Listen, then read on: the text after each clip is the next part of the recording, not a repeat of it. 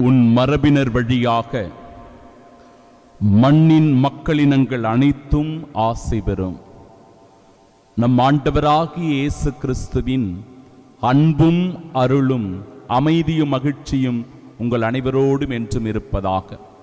உங்கள் ஒவ்வொருவருக்கும் உயிர்ப்பு பெருவிழா நல்வாழ்த்துக்களை உரித்தாக்கிக் கொள்ளுகிறேன்.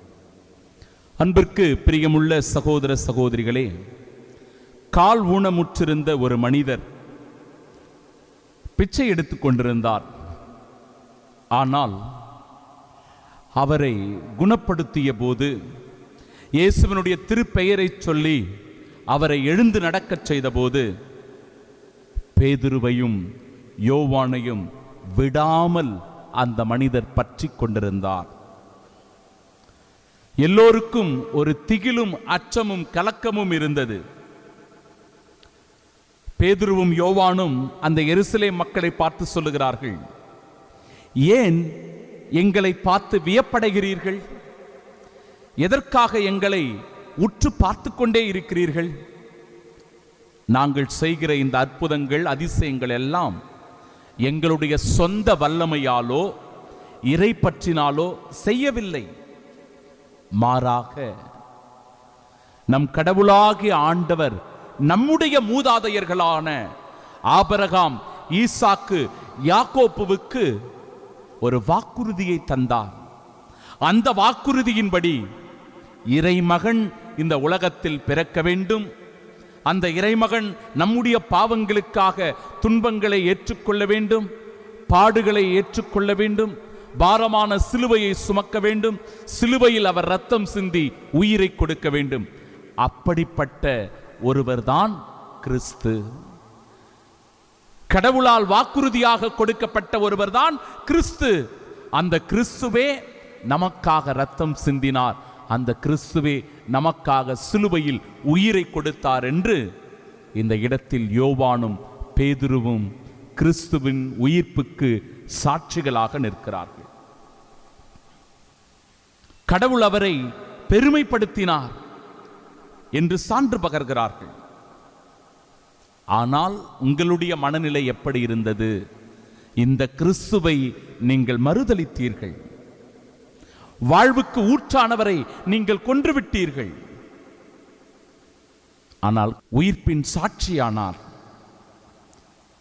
பிரியமானவர்களே, இந்த இடத்தில் அந்த கால் ஊனமுற்ற ஒரு மனிதர் மீண்டும் மீண்டுமாக உயிர்ப்புக்கு சாட்சியாக கொண்டு வரப்படுகிறார். கிறிஸ்துவின் சாட்சியாக முன்னிறுத்தப்படுகிறார். இயேசுவின் பெயர்தான் இந்த மனிதருக்கு வலுவூட்டியது. இயேசுவினுடைய பெயரினால் தான் இதோ இந்த மனிதர் எழுந்து நடக்க முடிந்தது.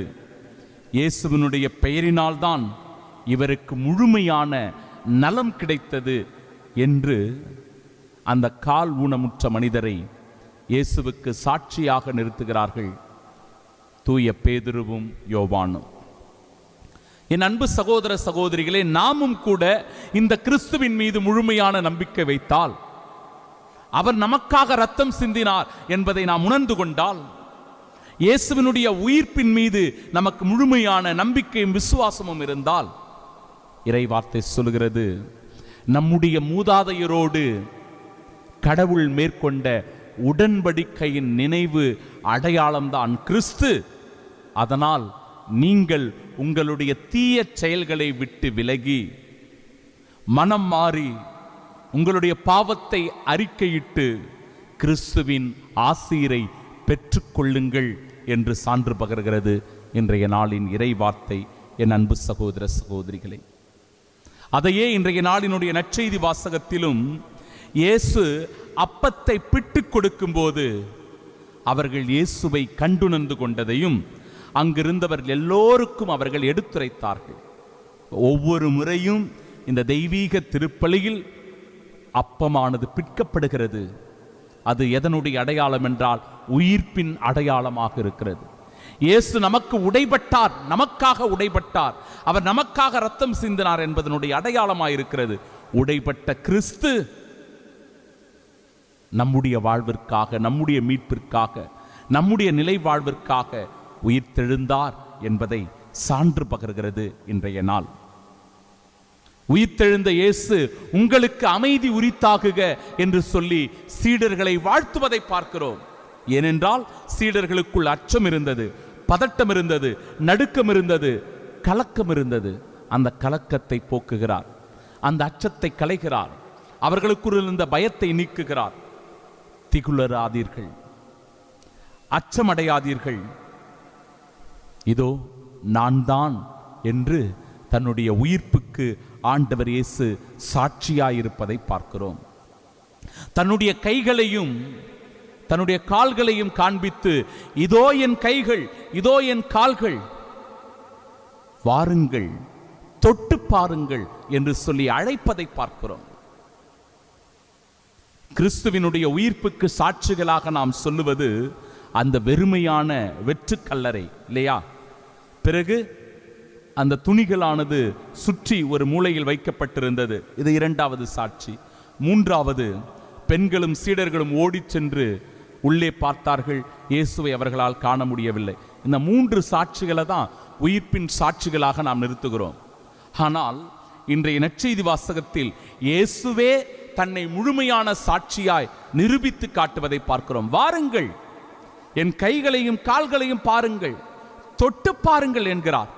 இது ஆவிக்கு கிடையாது என்று சொல்லி தான் ஒரு உயிர்ப்பின் சாட்சி என்பதை நிரூபித்து காட்டுகிறார். பிரியமானவர்களே, நீண்ட நாள் திருமணமாகாத ஒரு பெண் இருந்தால் எந்த வரனும் அவருக்கு சரியாக அமையவில்லை. ஒவ்வொரு வரனாக தட்டி கழித்து கொண்டே இருந்தால் நாட்கள் அதிகமானது, காலங்கள் கடந்து போய் கொண்டே இருந்தது, வயதும் ஆகிவிட்டது. ஒரு நாள் தன்னுடைய தோழி ஒருவருக்கு தன்னுடைய திருமண அட்டையை கொண்டு போய் கொடுக்கிறார், இன்விடேஷன். அதை பார்த்தவுடன் அந்த தோழிக்கு மகிழ்ச்சி. இவ்வளவு காலம் திருமணம் உனக்கு தடையாக இருந்தது, தட்டி கழித்து கொண்டே வந்தா, இப்பொழுது என்ன ஆச்சு, எப்படி இந்த வரன் உனக்கு அமைந்தது என்று கேட்டபோது அந்த மகள் சொன்னாலாம், இவ்வளவு நாள் எனக்குள் ஒரு பதற்றம் இருந்தது, எனக்குள் ஒரு கலக்கம் இருந்தது, ஒரு பயம், ஒரு மன அச்சம் இருந்தது, படபடப்பு இருந்தது. ஆனால் ஏனோ தெரியவில்லை, இந்த வரன் வந்தவுடனே என் படபடப்பு, அச்சம், பதற்றம், கலக்கம் எல்லாம் நின்று போனது. நான் நினைத்தேன், இதுதான் கடவுள் எனக்கு தருகிற சிறப்பான ஒரு வரன். எனவே அவருடைய திருவுளத்தை நிறைவேற்ற இந்த திருமணத்திற்கு நான் ஒப்புதல் தந்தேன் என்று சொன்னான். பிரியமானவர்களே, நமக்குள் இருக்கிற மனக்கலக்கங்களை, அச்சங்களை அகற்றுவோம். இயேசு உயிர்த்தெழுந்தார் என்பதில் நம்பிக்கை கொள்வோம். இயேசுவின் உயிர்த்தெழுதலுக்கு சாட்சியாய் வாழ்வோம். ஆமீன்.